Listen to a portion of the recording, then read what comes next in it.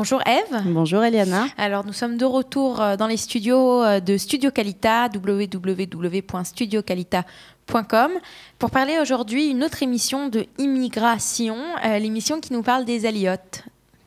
Absolument. Alors, si la dernière fois, on avait parlé de l'Aliote, de la montée en Israël des Juifs expulsés d'Espagne, aujourd'hui, nous partons dans une autre direction dans le globe, c'est ça? C'est ça, on va passer des séfarades aux Ashkénazes aujourd'hui. C'est très bien, passons aux Ashkénazes.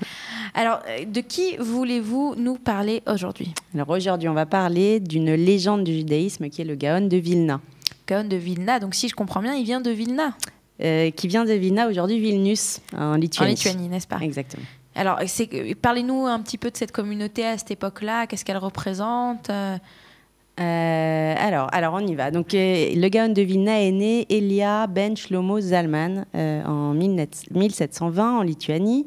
Et on ne connaît pas sa mère, mais son père, qui s'appelait Shlomo Zalman Kremer, était l'héritier d'une vieille dynastie de rabbins ashkénazes. Le petit garçon grandit dans le quartier juif de Vilna, donc on a dit que c'était aujourd'hui Vilnius. Et en cette première moitié du XVIIIe siècle, Vilna compte environ 50 000 habitants, dont près de 3 500 juifs, ce qui est pas mal. Alors comme tous les juifs d'Europe de l'Est, les juifs de Lituanie développent au fil des siècles un mode de vie tout à fait spécifique et autarcique. Alors on rappelle peut-être pour les séfarades qui nous écoutent, donc l'existence est tout entière centrée autour de la synagogue qu'on appelle la Shul, qui est pour eux à la fois un lieu de prière, d'études et un centre de réunion communautaire. Dans les plus grandes cités, on a une yeshiva où on forme les futurs rabbins, et le pouvoir au sein de la communauté est détenu par un conseil, le Vaad Keila, qui est formé par la réunion des principaux notables de la ville. Les Parnassim. Les Parnassim, absolument. Ce conseil nomme les rabbins et les juges, les dayanim du tribunal rabbinique, le Bet Din. Alors en Lituanie, ce conseil se réunit environ une fois par an et il rassemble toutes les communautés du Grand-Duché. Il statue sur les questions politiques auxquelles sont confrontées les populations juives. Alors ça, c'était pour planter un peu le décor et pour montrer que le Gaon de Vilna a grandi dans un univers parfaitement structuré et replié sur lui-même. Alors c'est très intéressant tout ce que vous nous racontez là. Alors si je me souviens bien, le Gaon de Vilna, il est quand même considéré comme un géant de sa génération. Il est connu pour avoir été extrêmement précoce, non? C'était un génie. On l'appelle pas Gaon par hasard. C'était un génie. Il y a plein de... Puisque Gaon en hébreu signifie génie. Pour les non-hébraïsants qui nous écoutent. Je l'ai découvert en travaillant sur le Gaon de Vilna. Voilà, j'ignorais. Donc, c'est génie. Et donc, il y a des histoires qui circulent sur ses compétences hors du commun depuis sa naissance quasiment. La première, c'est qu'à l'âge de 2 ans, on raconte qu'en tétant encore le sein de sa mère, il a tété tard, ce petit garçon, et il prononçait déjà les formules pieuses requises. À 3 ans et demi, on dit qu'il connaissait déjà par cœur la plupart des livres de la Bible, et il en savait en tout cas assez pour pouvoir répondre aux questions des rabbins qui l'interrogeaient. D'ailleurs, il y a une histoire qui raconte qu'un jour, on lui demanda où, dans le Chumash, donc dans le Pentateuque, on a un verset qui contiendrait 8 mots, qui se terminerait par la lettre Mem, le même final, et puis ce petit Elia, ce petit garçon qui répondrait, il n'avait pas encore 4 ans, il répond comme ça, du tac au tac, il dit, c'est le verset de la Parashat Vaishlach, donc au 32e chapitre du livre de Bereshit, en disant 200 chèvres, donc Izim avec un mème à la fin, 20 boucs, à nouveau Im, 200 brebis, Im, et 20 béliers, Im. Donc c'est vraiment...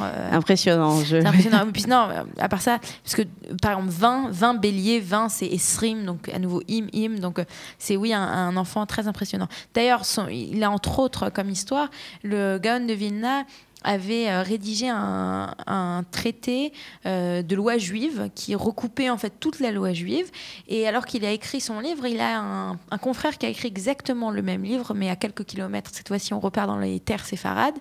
Enfin, on repart pas dans les terres séfarades, c'est un séfarade, c'est Rabbi Yosef Karo dont nous avons parlé la dernière fois, les semaines précédentes.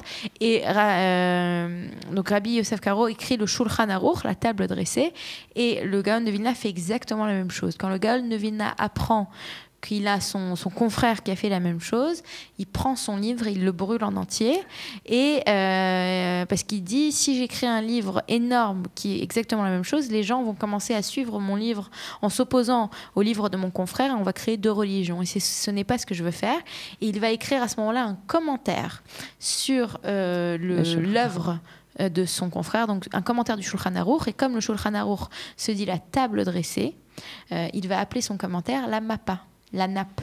C'est la nappe qui vient adorer la table qui est dressée. Qui a déjà été dressée par Caro. Voilà. Et d'ailleurs, Caro aussi, déjà, on en parle, il a appelé son livre La table dressée, puisqu'il y a un commentaire de Rachi, le célèbre commentateur, qui dit que la Torah doit être enseignée d'une façon que ça soit comme une table dressée, que ça soit clair et limpide comme une table dressée. C'est pour cette raison donc, que Caro a donné ce nom à son œuvre. Et donc, le Gra, comme on l'appelle, le Gaon de Vilna, lui va faire donc cette nappe pour couvrir cette table déjà très bien dressée. Donc c'est vraiment une immensité dans le monde halachique. Très bien. Eh ben, merci pour tout ça que j'ignorais. Moi, j'étais sur ces prouesses enfantines. Alors, à 6 ans, il est envoyé dans la yeshiva du Rav Moshe Margalit de Kaidan afin d'y étudier les traités de la Mishnah.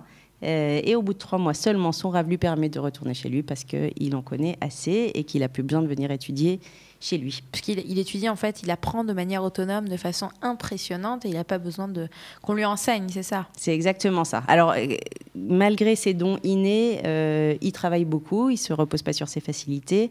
Et voilà il ne devait pas être marrant tous les jours quand même. Voilà ce qu'a raconte son fils. Pendant 50 ans, mon père n'a pas dormi plus d'une demi-heure à la fois et pas plus de 2 heures dans la journée entière. Pour ne pas s'endormir pendant les longues nuits d'hiver, il étudiait dans une maison non chauffée, les pieds dans l'eau froide. Il n'a jamais fait 2 mètres sans Torah et téphiline, n'a jamais eu de conversation futile de sa vie entière. Avant sa mort, il s'est confessé, a pleuré abondamment d'une faute de 4 minutes perdues pour l'étude de la Torah. Eh ben, ça a porté ses fruits. Quelqu'un qui étudie autant peut devenir rapidement un luminaire de sa génération. Ça a porté ses fruits, absolument. Alors, il y a une autre chose qu'on peut dire peut-être sur le Gaon de Vilna qui est importante avant de devenir à son sionisme, c'est son lien avec les chassidiques de l'époque.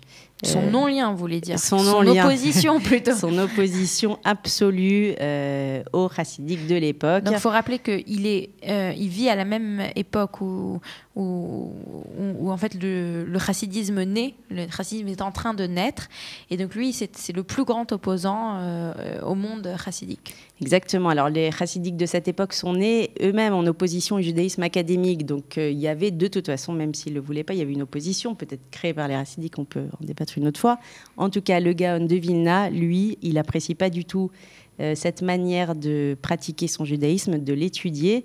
Les chassidiques à cette époque pratiquent une sorte de judaïsme joyeux, totalement à l'opposé de la vision, on l'a vu, du Gaon de Vilna. Donc cette scission va donner naissance à ce qu'on va appeler les Pérochim, donc ceux qui se séparent. Ceux qui se séparent, et cette scission entre les Pérochim et les chassidiques va perdurer très très très très longtemps en Israël et va provoquer des complications après l'alia des étudiants du Gaon de Vilna. Il y a un jour un député du parti orthodoxe qui avait dit à la Knesset, il avait dit, vous voyez, vous nous parlez d'unité, vous nous parlez de tolérance, mais regardez, il n'y a pas plus tolérant que le parti des orthodoxes, mettre un chassid et un mitnaged, un lituanien qui s'oppose au chassidisme, les mettre dans le même parti, ça c'est de la vraie tolérance. Voilà. On est d'accord. Et donc en fait, on parle en fait du Gaon de Vilna parce qu'on est censé parler de l'alia.